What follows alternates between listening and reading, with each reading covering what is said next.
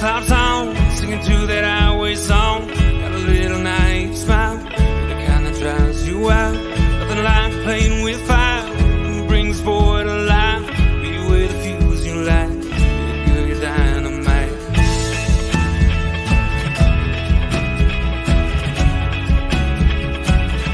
You made my day when you walked into town beside me, whispered with your eyes, let's go. You made me say, what's your name, girl, you're lonely. Can I call you if I ever go down this road? And I can't seem to find the thing I want to say. The people of Tempe, Arizona have spoken, and the Arizona Coyotes look like they're on their way out of Arizona this time, finally for good. Problem is, has Gary Bettman, is he going to listen this time around? All this and more on today's 1420 in the morning.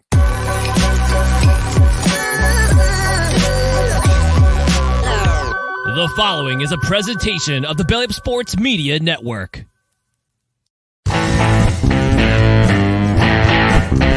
1420 in the morning, 14 minutes and 20 seconds where the sports talk to get you through your daily commute.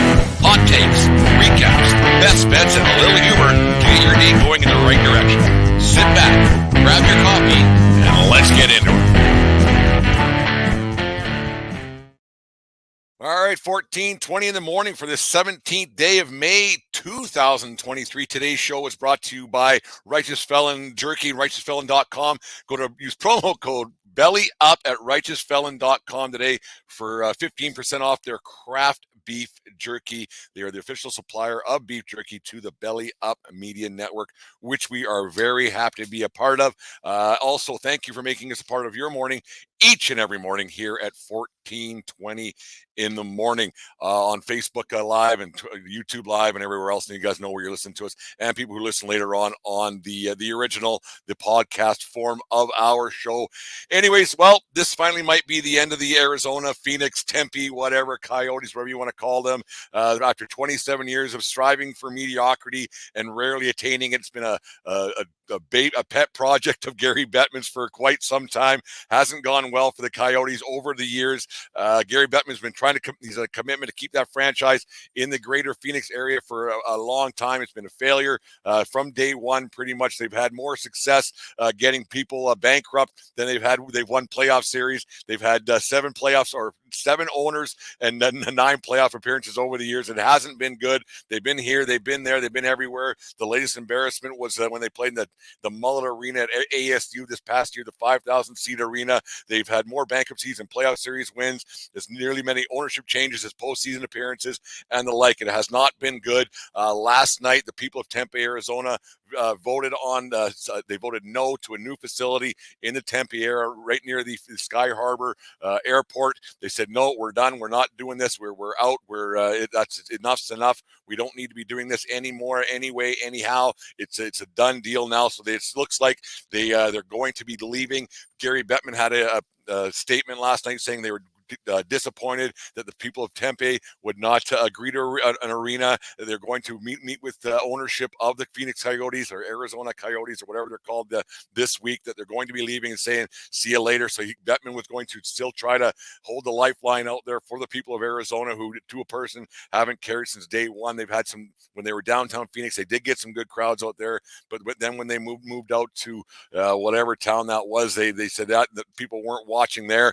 People weren't going to the arena. They got bankrupt there. They got locked out of their building. They got told no more. See you later. Get out. So that's how they ended up in the 5,000 seat Mullet Arena, which isn't an NHL arena. They put 19.8 million bucks in it before the season started last year to make it NHL quasi ready, locker room additions, training facilities and the like, to make it a quasi NHL building. But it didn't turn out well for them at all at Mullet Arena. They had a good record at home, bad record on the road, and everything else. But it's a done deal. It seems to me that this is the final nail in the old coffin, I guess you could say, for the Phoenix Coyotes in Arizona. And it's been a project that's been a failure since day one. Why Bettman has decided to do this for this long and hold on to something that wasn't there for this long is a mystery to everybody throughout the hockey world. Other than Gary Bettman, no one's been able to to answer this. Maybe that's a thing to successful businessmen, I guess. When you have a project and you have something you're passionate about, you keep doing it and you go out there on a day in day out basis and keep trying to make something work. Kind of like podcasting, I guess, one of those deals. But this hasn't worked in Phoenix for a long time, and the people of Phoenix have finally spoken and said, "That's it, no more, no mas. We're done." You got to think what happens now. Bettman's, like I said, he's going to try to keep that team there and try to go to every last possible way to try to find a way. But I think what's going to happen is the team is going to move. I think they'll play one more year in Mullet Arena. They have 4 more years left. They're 3 and an option year if need be, because they were hoping that the Tempe building was going to get built, and that's the time frame that would have made that happen, because it's a 5-year building to get that thing done. So they figured that the people of Tempe would have voted for the building to get built, but they said no. So now the Arizona Coyotes are going to be no more. They'll play one more year, I suspect, in Phoenix and call her good at the Mullet Arena. They'll call it good after this upcoming season and say that's it.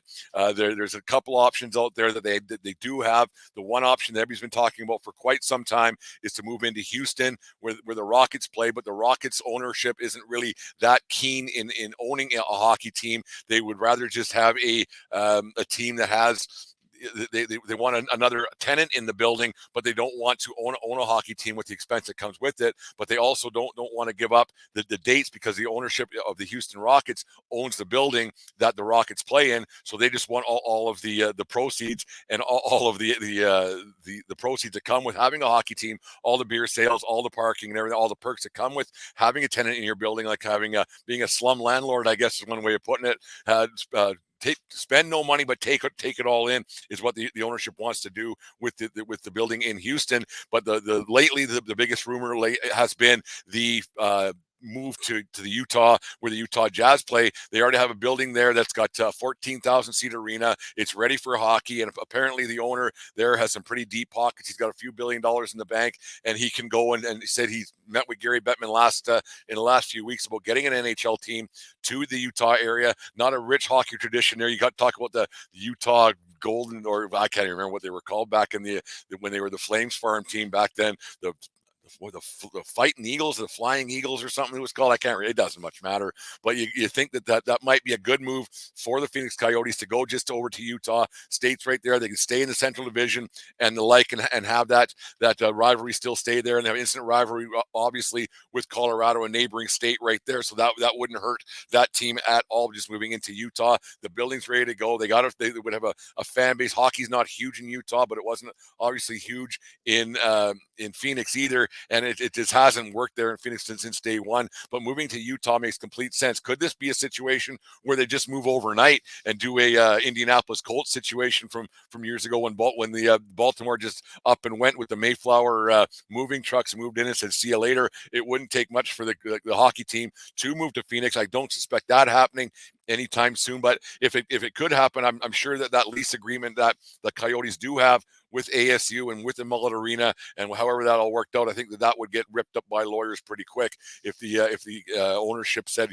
we're out and here we have an option and here's what we're going to do. I don't think there'd be any owners around the National Hockey League that would say, yeah, no, we don't want you to leave Phoenix. We want you to leave Phoenix for years, but Gary wouldn't let it happen. So I think that lease agreement that they have would probably just go away with some lawyer speak and everything else, and a couple of bucks here and there, and pay a fine. I mean, $20 million is not to these guys. It's not a huge ordeal. Let the owner be a minority owner. The guy, whoever owns that team in Phoenix now, like I said, they've been through 7 ownership changes since they've been there, and whoever the guy is now, just let it happen and call it good. So you wonder if it's going to happen sooner rather than later. They were going to try to have some conversations with the people of Phoenix and the ownership group and everything else, how it would all work out in the end. But I think this is probably a good thing for hockey. It hasn't been a good thing for a long time. And the rumors about that team moving to Atlanta and moving to Quebec City, I think those were just someone blowing smoke up someone's rear end, because it was never going to happen. Moving to Atlanta for a third time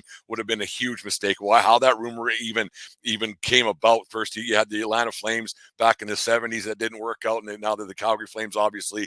And then you had the Atlanta Thrashers. That lasted all of 3 years, and now they are the Winnipeg Jets. and then team moving to Quebec. Yes, they get good crowds for their junior team, getting great crowds for their junior hockey, obviously, but it's just not a fit for the National Hockey League at this point. I think you need to keep that team in the Western Conference somehow, keep the division split or the conferences split the way they are. Things are working out right now with the 32 teams, and I think moving to Utah would be the best bet for that franchise and maybe for the ownership, and give those players who play for that team, as who may have signed long term, a chance to maybe do something and feel like they're in a National Hockey League team. But getting out of Phoenix, it's a right now thing to me. It's if they can move them tomorrow, it'd probably be better for that the team, like on the NHL side of things, because then they have a chance to maybe go out and sign some free agents and the like, because who's going to sign with the Arizona Coyotes in the next couple of years, not knowing where they're going to play or what league, where they're going to set their families up and the like. You got to think there is still a human element to these hockey teams and to these players, that they want to have some stability and where they're going to sign and how they're going to move forward. Because guys like playing the National Hockey League. Obviously, they love playing the National Hockey League, but playing in front of 5,000 people isn't really playing in the National Hockey League. When you see a lot of junior teams right now getting huge crowds, and they play in front of a lot more people than the Arizona Coyotes did last year at the Mullet Arena. You wonder how this all would have panned out in the foreseeable future if you go back a week today, actually, when they had the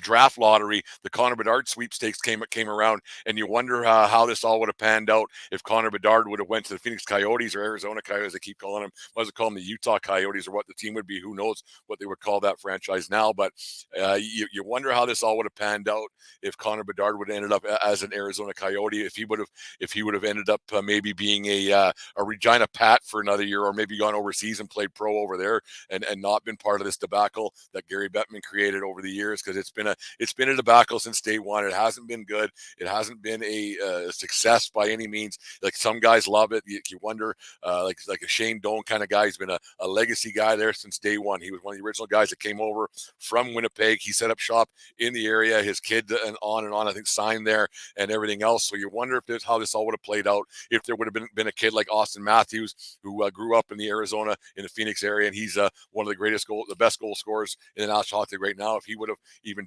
put skates on. So the legacy of hockey is there in Phoenix, in Arizona. Is it a great legacy? Obviously not. Is it time to put a nail in the coffin? It is really time to put a nail in the coffin and put an end to this whole debacle that Bettman just held on to for far too long. And it's just been an embarrassment to the league for a very, very long time. And I'm glad that the people of Tempe finally said, you know what, we don't need it. We're not hockey people at all. We just aren't. We don't need it. We don't love it. We don't need the money being spent on that. We can spend money elsewhere. And for a hockey team, yeah, it would have created jobs and everything else. But you know what? There's other ways to help the economy. I'm all for buildings getting built for the right reasons. Like in Calgary, they do need a new one, because the people of Calgary love the hockey team, and they do support it throughout the province. But the people of Phoenix, which is the fifth biggest city, like the greater Phoenix area is the fifth biggest metropolitan area in the United States. So like there are people, but the people have spoken time and time again to not go to hockey games.